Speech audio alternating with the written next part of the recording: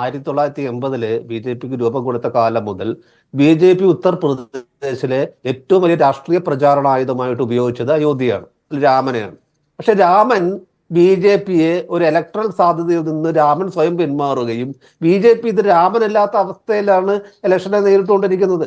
അല്ലെങ്കിൽ രാമൻ അദ്ദേഹത്തിന്റെ പേരിൽ രാമന്റെ പേരുള്ള ഈ പുതിയ ക്ഷേത്രം വരുമ്പോൾ ആ ക്ഷേത്രത്തിലോട് അതിൽ നിന്നുണ്ടാവുന്ന ഒരു പൊളിറ്റിക്കൽ മൈലേജ് ബി.ജെ.പിക്ക് കൊടുക്കാതെ മാറി നിൽക്കുന്ന ഒരവസ്ഥയുണ്ട്. അപ്പൊ ഇവിടെ മറ്റെന്താണ് രാഷ്ട്രീയം? മറ്റെന്ത് പറഞ്ഞുകൊണ്ടാണ്?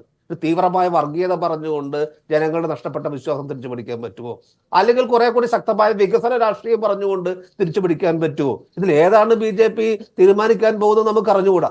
ഈ കഴിഞ്ഞ അസംബ്ലി തെരഞ്ഞെടുപ്പുകൾ പല സംസ്ഥാനങ്ങളും നടന്നു. നമ്മൾ നോക്കുക, ഇപ്പോ ഹിമാചൽ പ്രദേശില് അവിടുത്തെ സ്വതന്ത്രന്മാരെ ബി.ജെ.പി അടർത്തി മാറ്റി ഭരണം അട്ടിമറിക്കാൻ നോക്കി. ആ സ്വതന്ത്രന്മാരെല്ലാം ഇലക്ഷൻ തോറ്റുപോവുകയും അവിടെ ഭരണം പിടിച്ചെടുക്കാനുള്ള ശ്രമം വളരെ ദയനീയമായി പരാജയപ്പെടുകയും ചെയ്തു. ഇപ്പൊ പഴയതുപോലെ ആളുകളെ മേടിച്ചുകൊണ്ട് പോവുക, അടർത്തി മാറ്റുക, അല്ലെങ്കിൽ തെരഞ്ഞെടുപ്പുകളിൽ കുറെ പഴയ മുദ്രാവാക്യങ്ങൾ മുന്നോട്ട് കൊണ്ടുവന്ന ജയിക്കാൻ പറ്റുക, ആ അവസ്ഥകളെല്ലാം ഇന്ന് മാറിക്കൊണ്ടിരിക്കുകയാണ്. പല സംസ്ഥാനങ്ങളിലായിട്ട് പഴയ മുദ്രാവാക്യങ്ങൾ അപ്രസക്തമായി കൊണ്ടിരിക്കുന്നു.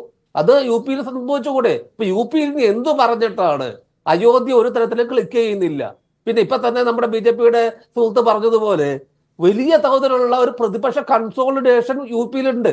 അത് വലിയ കാര്യമല്ലേ? കാരണം ഒരുപാട് കാലമായിട്ട് അവിടെ നമ്മളിപ്പോ ബി.ജെ.പിയുടെ സുഹൃത്ത് പറഞ്ഞ ഒരു കാര്യത്തിൽ നമുക്ക് വലിയൊരു കാര്യമുണ്ട്. കാരണം ബി.ജെ.പിയുടെ കരുത്ത് കൊണ്ട് മാത്രമല്ല, എതിർപക്ഷത്തുള്ള ആളുകളുടെ അനൈക്യം കൊണ്ട് കൂടിയാണ് ബി.ജെ.പി പലപ്പോഴും ഭരണം പിടിച്ചിട്ടുള്ളത്. ഇപ്പൊ യു പി അടക്കമുള്ള പ്രദേശങ്ങളിൽ തീവ്ര ഹിന്ദുത്വം കൊണ്ട് മാത്രമല്ല ബി.ജെ.പി മുന്നോട്ട് പോയിട്ടുള്ളത്, അവരുടെ എതിരാളികൾക്കിടയിലെ ശൈഥില്യം കൊണ്ട് കൂടിയാണ്. ഈ എതിരാളികൾ കുറെ കൂടി ശക്തമായി വരുന്നു. ഒരു പ്രതിപക്ഷം വലിയ നിലയിൽ ഒരു വലിയ വിസിബിലിറ്റി കിട്ടുന്നു. ഇപ്പൊ രാഹുൽ ഗാന്ധി തന്നെ പഴയ രാഹുൽ ഗാന്ധി അല്ല. കഴിഞ്ഞ ഈ ഇലക്ഷനിൽ റായ്ബറേലിയിലും വയനാട്ടിലും മത്സരിച്ച രാഹുൽ ഗാന്ധി അല്ല ഇന്ന് പ്രതിപക്ഷ നേതാവായിട്ട് നിൽക്കുന്നത്. അദ്ദേഹം പ്രധാനമന്ത്രിയേക്കാൾ വലിയ വിസിബിലിറ്റി ഈ രാജ്യത്താകെ നേടിക്കൊണ്ടിരിക്കുകയാണ്.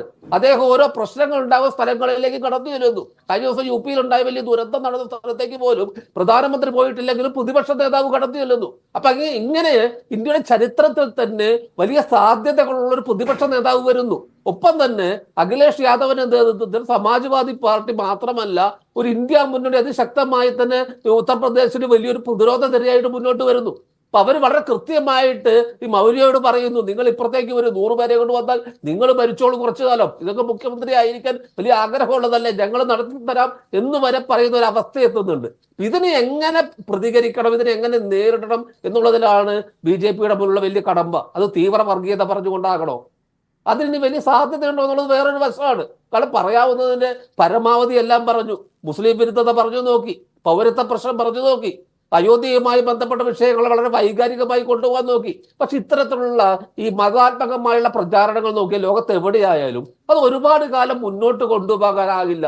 എല്ലാ കാലത്തും ജനങ്ങളെ മതം പറഞ്ഞ് മുന്നോട്ട് കൊണ്ടുപോകാൻ ബി.ജെ.പിക്ക് എന്നല്ല, ലോകത്തെ മതാത്മകമായുള്ള ഒരു രാഷ്ട്രീയ പാർട്ടിക്കും പറ്റിയിട്ടില്ല. അതാണ് ചരിത്രം നമ്മൾ കാണിച്ചു തരുന്ന കാര്യം. അതുപോലെ തന്നെയാണ് ഏകാധിപത്യ പ്രവണതകൾ. എല്ലാ കാലത്തും ജനങ്ങൾ അതിനെ ഇഷ്ടപ്പെടില്ല.